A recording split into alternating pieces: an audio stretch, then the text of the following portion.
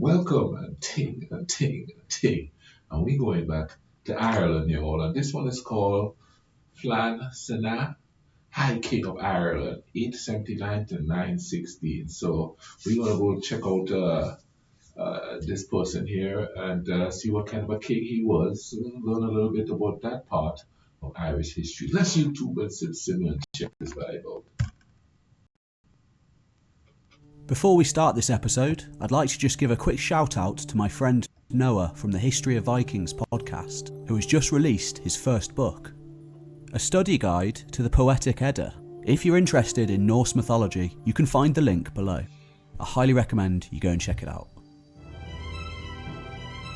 In the year 881, a large force of Irishmen marched north from the Kingdom of Mead in the Midlands to ravage the lands of the northern Uí Néill.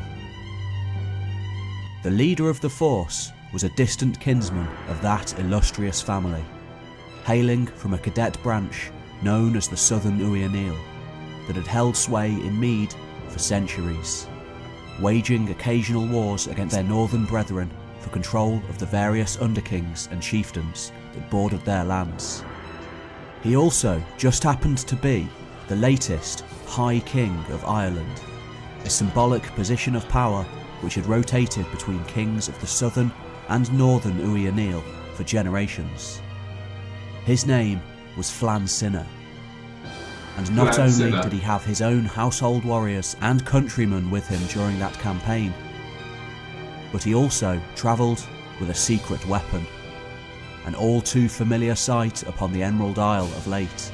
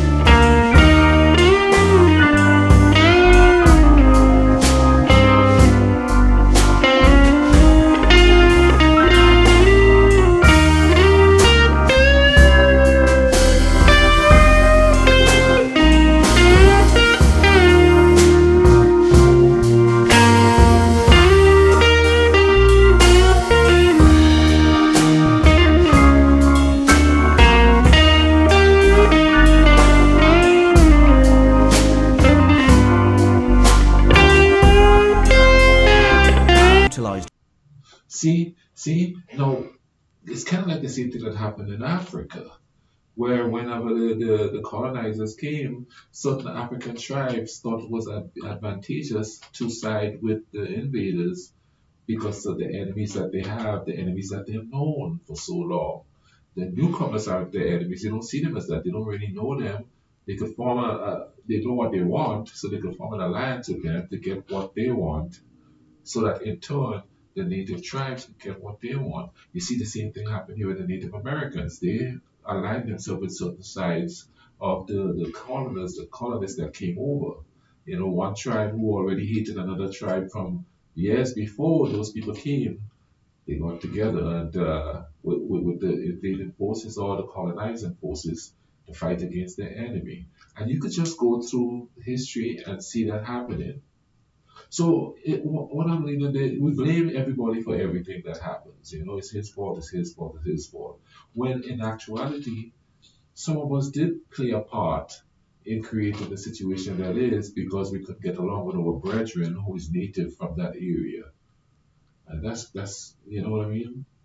There's a similarity there with how humans think, different language, different culture, different religious belief, and yet still they do the same thing, Crews of longships from the city of Limerick in order to wage war against the other Irish kings.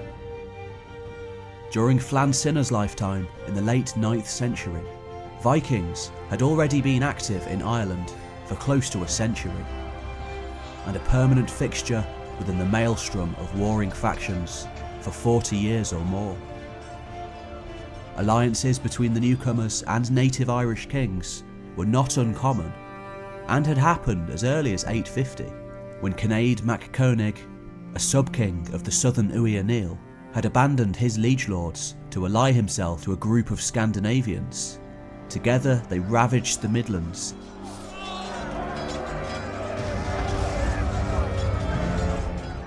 This first alliance ended disastrously for Cnaid when he was captured by the southern Uí Néill High King of Ireland, Máele Sechnaill, who had him ceremonially drowned in a loch, in a grisly execution reminiscent of the old pagan ways of the island. Wow.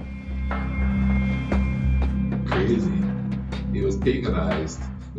Later, in 859, after the rise of a new powerful force in Dublin, in the form of an incoming Norwegian king, Olaf the White, and another warlord named Ivar, possibly the same Ivar the Boneless, who ravaged England a few years later.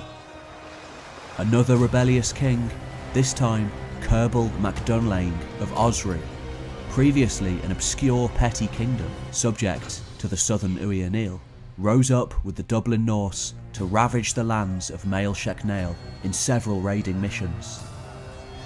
The alliance may have even been solidified with marriage, and by the time of his death in 888, Cerbal had become one of the most powerful kings in all of Ireland, possibly even exerting control north into the Hebrides. Though Cerbal later came to terms with his overlord and abandoned the Vikings in return for greater autonomy, shrewd as ever, Ivar and Olaf were quick to then ally themselves to Máele Sechnaill, great rival to the north, the king of the northern Uí Néill, Ead Findliath.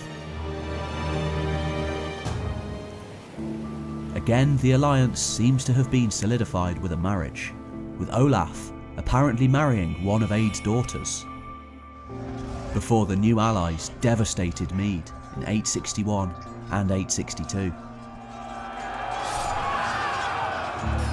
Máele Sechnaill young son, Flann Sinna, would have been around 10 or 11 years old during the attack of 859, meaning he came of age during this tumultuous time, perhaps even witnessing firsthand some of the atrocities alleged to have occurred, such as people being barred inside churches and burned alive. Wow. On both of the latter occasions, however, Máele Sechnaill was able to drive his attackers away with great bloodshed. He died in the next year, however, and to his family's horror, and as tradition dictated, Ead Findliath, the very same king who had just mercilessly ravaged their lands, was elected as the new High King. Who elected him? Just to add insult to injury for the young Flann Sinna, Ead not only began his reign by marrying Flann's mother, Máele Sechnaill widow, Land, but he also captured his rival's successor, Lorcan, who was blinded and forced to abdicate. Wow. Leaving Flann himself with nothing. Ead Findliath's victory did have another ominous side effect too. Olaf and Ivar, ever wanting to erode away at the powers of the Irish kings, and thriving from chaos, seem to have also switched their allegiances once more to support Ead's many enemies. Flann Sinna, meanwhile, though the son of one of Ireland's greatest ever kings up to this point, and the first with a real chance of unifying the whole island into a political whole, was relegated to relative obscurity within the politics of his home nation of Meath. He never forgot what had happened though, and like so many Irish kings before him, he vowed for vengeance by any means necessary. See, this is what I'm talking about, how when I invade a person's country, the young people who go through it is going to harbor some kind of a resentment to you. There's just no two ways about it. And people will always get upset and say, well, we went there, we helped them. But you know what? This is how I put it. You don't go to somebody's country proclaim to liberate them, liberate their family members and friends of their life, and expect them to feel liberated. They're going to feel attacked. That's just the way it is. That's humankind. So sometimes it's necessary. I'm not gonna lie, you know what I mean? I'm not gonna live in a bubble thinking it's not necessary and sometimes they invade places, but when you're just invading for really no reason other than to your own gain and not to help the people that's there, you're gonna make enemies and enemies gonna last generations and people gonna harbor resentment and they're gonna do something at some point and some of them pass it down to their kids. So the kids harbor those resentment and it just keeps going and going. It's like we know that, but we also think we'll always have the power to keep them in their place, which most times never happen. It'll take a few years, maybe a century, but somebody's going to come back and come back with a viciousness that everybody's going to wonder where it's coming from. You know, like years later, far removed from the generation that actually suffered it, you have to ask yourself, what are you really fighting for? Well, you know, what are you repeating history for? I don't know. I'm just talking. You. Let's keep going with this. For the most part, the later 860s saw a marked reduction in Viking activity in Ireland, barring one major attack upon the ancient burial mounds at Newgrange, Knowth and Dowth in 863. By the latter half of the decade, Olaf, active in Pictland, and Ivar in the Anglo-Saxon kingdoms, both played pivotal roles in ravaging Britain, though both were notably absent from Ireland. Eadfindleath took advantage of these absences to destroy the Viking fortresses in the north of the island. Similarly, in the south, the Munster men retook vast swathes of land, pushing the Scandinavians of the south, previously having made their bases deep in the river systems and lochs of the interior, back to their long forts by the sea.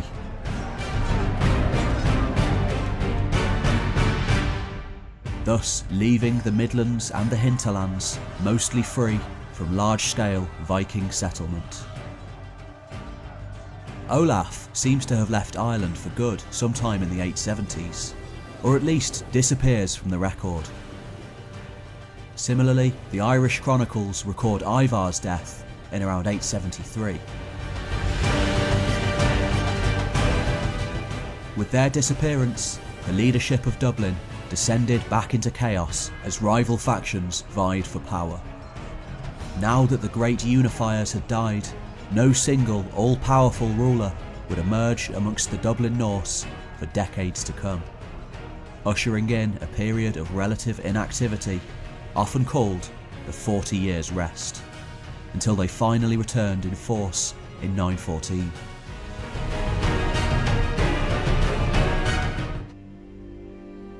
Thus, towards the end of Findlaith's rule as High King in the 870s, rather than being the outside scourge they were often later portrayed as, Vikings had become an integral part of Irish power politics, now tending to play the role of mercenaries and sanctioned raiders working on behalf of feuding kings, rather than outright invaders.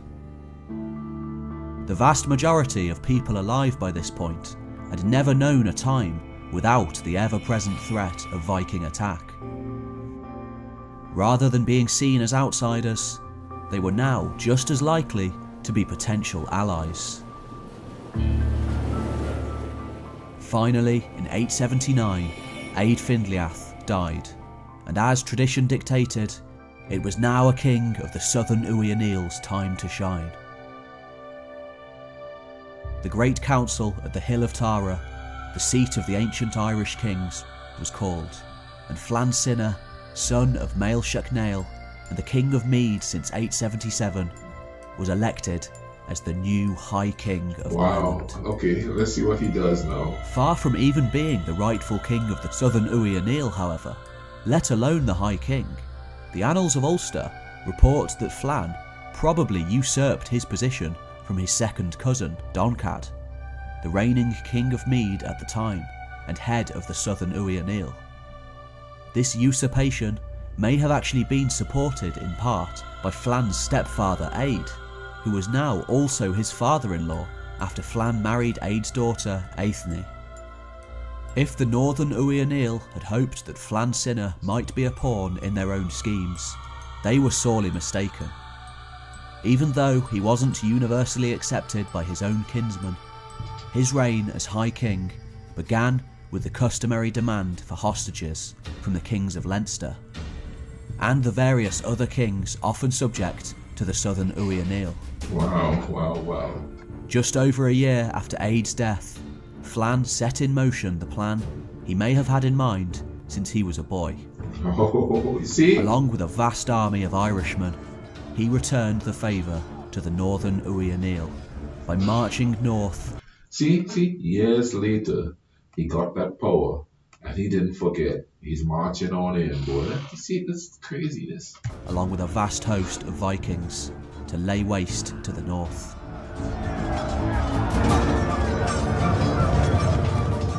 Most notably, sacking the monastic complex at Armagh and making off with hundreds of slaves and a large hoard of plunder.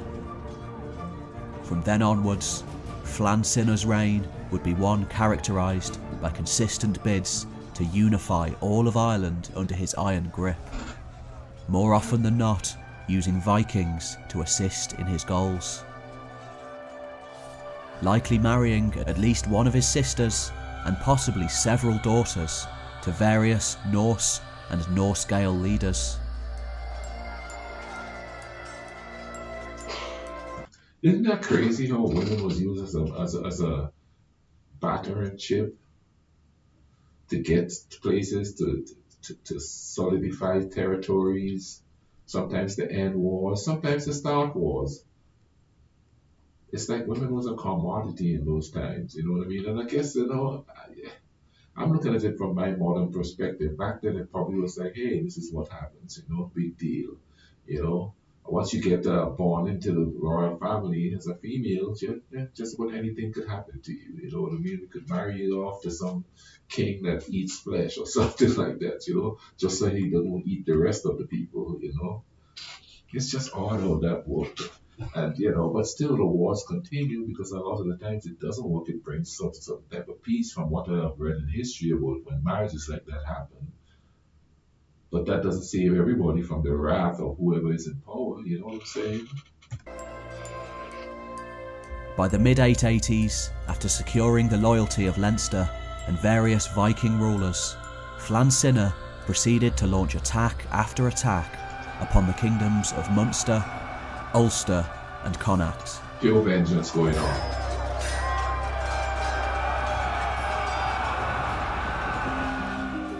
Flann's reign was more successful than most High Kings of Ireland. He may have actually had the intention of abandoning the traditional succession to the kingship of Tara, whereby the northern and southern branches of the Uí Néill held the kingship alternately, entirely, in favour of a hereditary high kingship in his family alone. The most notable pieces of evidence for this are the propagandistic monumental high crosses he erected all over the land, declaring his father and he as the High Kings of all Ireland. The description of his son, Máele Sechnaill, as heir designate of Ireland, rather than simply Mead, also seems to suggest this, as does the notable omissions of the traditional Fair of Tailtu that would usually be held annually in order to foster good relations between the various kings of the Uí Néill through feasting, games and marriage proposals. Oh man, that is crazy. The non-existence of the annual fair during Flann Sinna's reign is a good indicator of the bad blood stewing between the various Irish clans at this time. Two other Uí Néill families, the Clann Cholmáin and the Sil Nado Slain, had already been previously excluded from the High Kingship, and it seems likely that Flann now wanted to exclude the other, the Clann Cholmáin, in preference for his own. The evident lack of loyalty within Flann's own family, however, may have in part prevented any such plans from being realised. In particular, a son named Doncad from his first marriage, rising up in rebellion against his father on at least 2 separate occasions. Wow.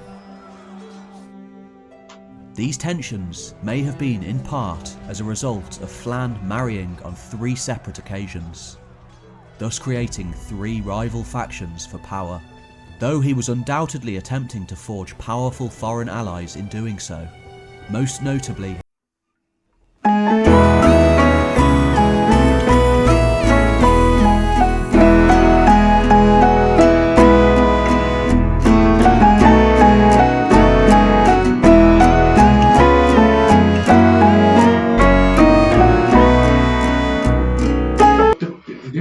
He's marrying a lot of people. Is he divorcing one and marrying another, or are they allowed to have several wives? You know what I mean? Because, I need peace with this guy. I'll divorce you and I'll marry this one.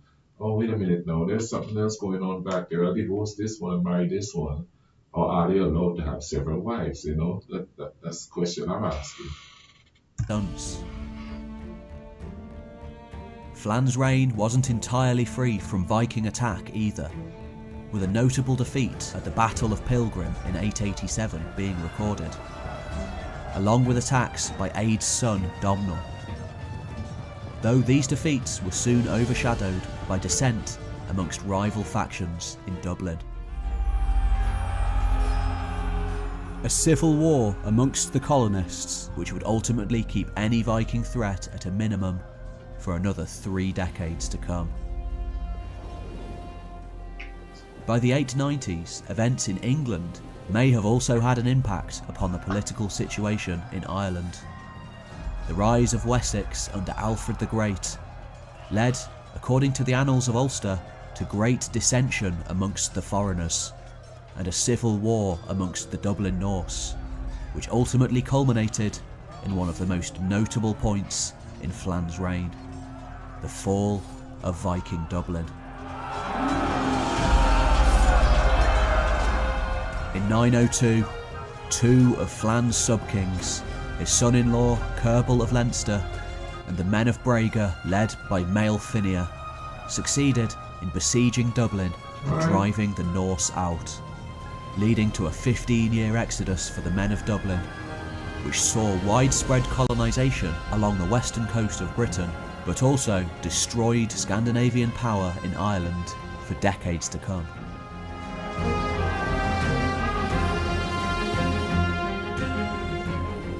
This was also a time of tragedy for Flann, however, as his son and heir, described as the heir designate of Ireland, Máele Sechnaill, was locked in a church along with a number of other nobles and burned alive by the vengeful men of Connacht.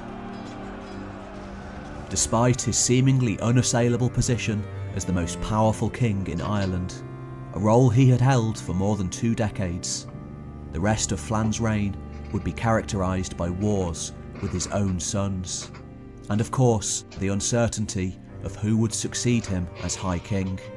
See, that's the thing. You've got all these people that you marry. They're all from different areas, it seems. You know, and he's marrying them for political gain or something like that. Of course, some of them is going to be upset that you marry somebody and bring in another kid that's going to be, you know, a possible heir to the throne and cause conflict and all of that. So who is he going to choose? Which one of the wives' kids is he going to put in power? Because it seems like if you put anyone in power, that means that person from that region, their constituents will have more power than the others. So that's why they're all fighting and trying to get ahead of the line there. Because it's all different people.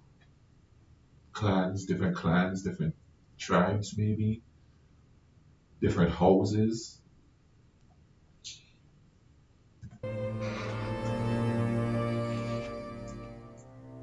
In 904, Flann is recorded as breaking into the Abbey of Kells in order to seize his rebellious son Doncad, who had taken refuge there, and subsequently beheading many of Doncad's associates.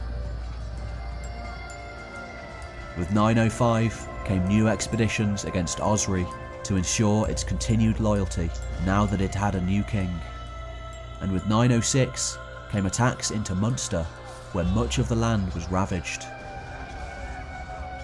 In retaliation, the Munstermen raided Connacht and Leinster by land and by sea, and may have actually made some gains. In 908, the war with the Munstermen came to a head at the Battle of Bellaghmoon, wherein the King of Munster, Cormac mac Cholmáin, was killed, and Flann and his allies emerged victorious. Far from slowing down his persistent campaigning in his old age, Flann continued to war against his enemies in his continued attempt to bring the rest of Ireland under his control, notably ravaging southern Brega and southern Connacht in the 910s. In December 914, however, Flann's son Angus engaged the still powerful Niall Glundubh, the northern Uí Néill heir to aid Findleach, in battle. The result was inconclusive, but by February 915, Angus, called heir designate of Tara in the annals of Ulster, effectively meaning the heir to the High Kingship, died of his wounds, thus leaving Flann without an heir once more, the second of his designated successors to die in his lifetime. By the latter half of 915, disaster struck once more when Flann's son Doncad once again rose up in revolt against his father, this time along with another brother, Conchobar. In an especially embarrassing and humiliating moment for Flann, it was only with the aid of Niall Glundubh that the brothers were brought back in line. For the next year of his reign, until his death in May 916, Flann's remaining authority quickly unravelled. As far as the other kings were concerned, now that Flann's designated heir was dead, and his other sons proven to be unreliable, only one choice for the High Kingship remained.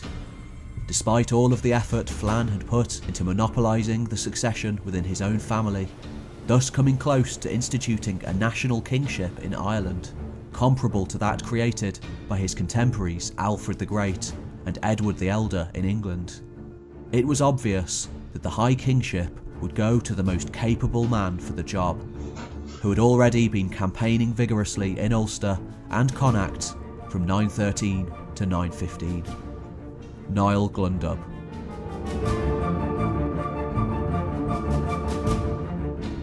Yet, just as Niall preoccupied himself with harrying the north, after an absence of 40 years, Vikings had returned to Ireland in force.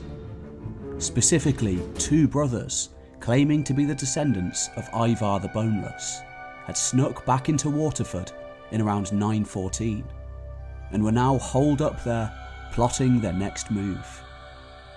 See? Yet, it wouldn't be Flann Sinna who would face them. On the 25th of May 916, after a reign of 36 years, 6 months and 5 days, Flann Sinna finally died. He was followed as head of Clann Cholmáin and King of Meath by his son Conchobar, and as King of Tara by Niall Glundubh.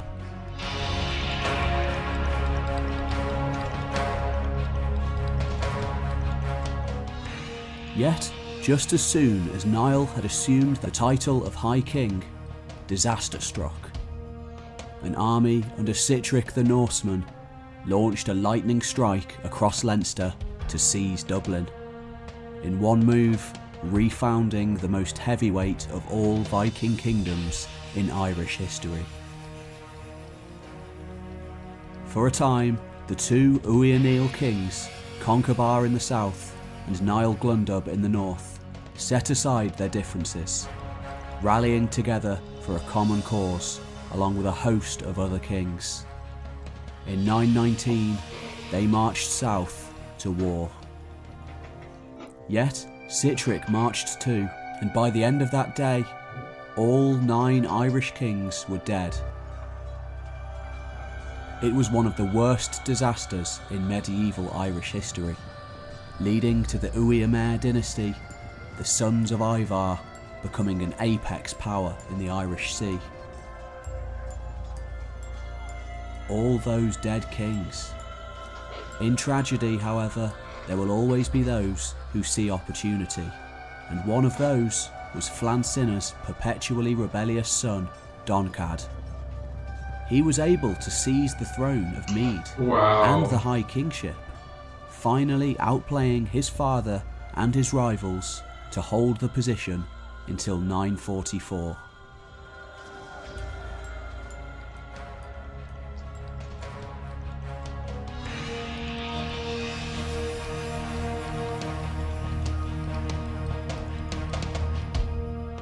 In reality, it wouldn't be either of the branches of the Uí Néill that would succeed in establishing control over the entirety of Ireland.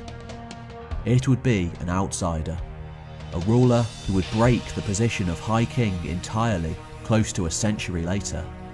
A king from the Southern Kingdom, Munster. That ruler was Brian Boru.